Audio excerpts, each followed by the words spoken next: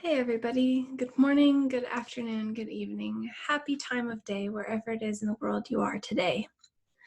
Brianna M. Hill here, excited to share with you a nice toppings episode about why blogging.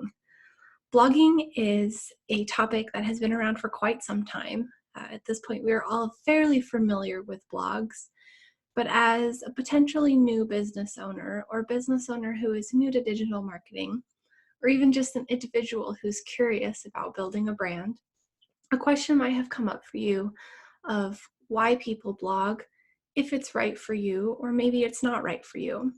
So this episode is going to go over where blogging came from, why you may want to blog, as well as some of the reasons the blog might not be right for you at this time. So without further ado, let's go ahead and jump on in. So blogging is something that's been around for quite some time, pretty much as long as the internet and websites. Originally, it was an online journal called a weblog, which was shortened into blog, as many terms these days seem to be shortened into different sentiments, especially online. But a blog has really become a great tool for online, for marketing businesses, as well as individual brands. It's a great way to share thoughts and share content and get good information out there for people. A lot of us have a blog that we really like to read or some type of specific content that we follow. There's sites like Medium that have become incredibly popular with just from people posting their blogs on there. So blogging has certainly come a long way over the years and is definitely still a very relevant part of online business. So just a brief intro, because we're all fairly familiar with blogs at this point. On to the real meat, the real interesting stuff, is why you might want to blog. There are a lot of different reasons that a blog could help your business online.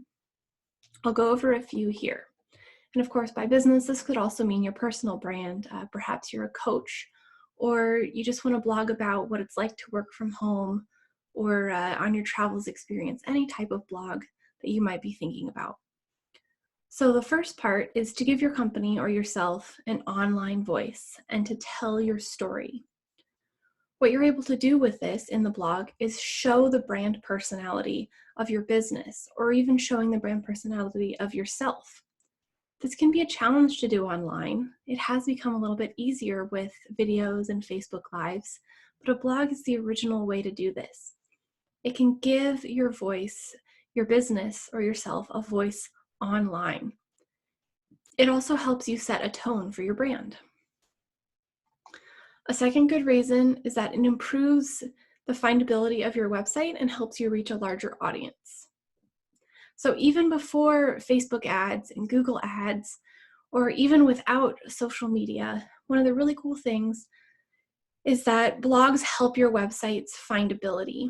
Search engines really love new content, and blogging helps keep a consistent amount of new content coming to your website, as well as adding in new SEO terms, making sure those keywords are relevant to what the audience you want to reach and what kind of content you want to share. Regular posting also keeps your website active, which means it's more likely to be higher up in the ranks. Additionally, when you are writing blogs about topics that are relevant to your brand, someone might be searching questions that are similar that your website or your brand might address, but your website wouldn't necessarily pop up. However, a blog on this topic will be shown. So it's a great way to help that findability. And then of course, with tools like social media, such as Pinterest and Facebook ads and Twitter, and even LinkedIn and publishing on LinkedIn articles, a blog can go a long way. It's a piece of content that can really go a long way for you. The third reason that you might want to blog is to develop as a business owner, as an individual, and as a writer. Blogging is all about writing. Whether you like writing or not, if you're interested in starting a blog, you're going to be doing a lot of writing, which can really help you improve your writing, as well as help you learn a lot more about topics. Oftentimes, before you're able to complete a blog, you'll have to do some research to learn more about that topic. This can really help you keep fresh in your industry and keep your knowledge relevant, especially if you're in an industry that's frequently changing or that has updates. Once you've been writing for a little while and have established writing as well, it also makes it easier for you to be able to talk about these topics. You'll be able to share more about your business as well as industry relevant topics, which helps with live videos or having conversations with other people because you're used to talking about them. But when you write, you have an opportunity to make edits and change and take as much time as you need. So it helps you develop that voice as an industry expert in your industry or a knowledgeable thought leader. So finally, the fourth reason that you may want to start a blog is to use it as a creative tool to help you promote your products. So a blog can be used as a selling tool, both outright and creatively. For example, you could use a blog to highlight all of the new features of a product or to highlight some of the benefits of a new product that you have coming out. You could call this, have a specific spotlight blog post that you go into, the details of what is this item, how could it help somebody. Additionally, you could do it, that's a little bit more of a direct way of having sales from your blog. A slightly indirect way is something like a grocery store that might want to increase the sales of their produce. Having a healthy lifestyle blog that has a lot of free recipes that highlights a lot of those products and the health benefits of them is a great way to indirectly help sell your products as well.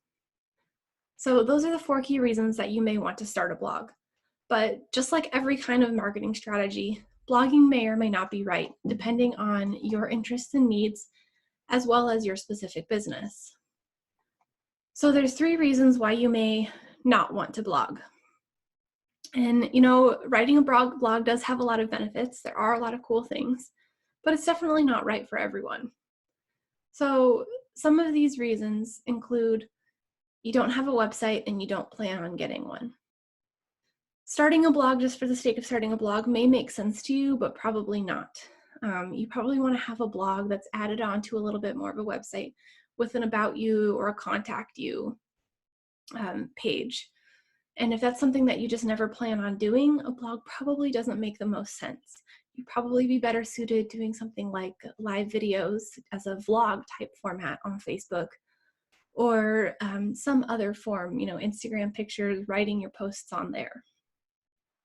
The second reason is that you just don't want to take the time or pay someone to do it.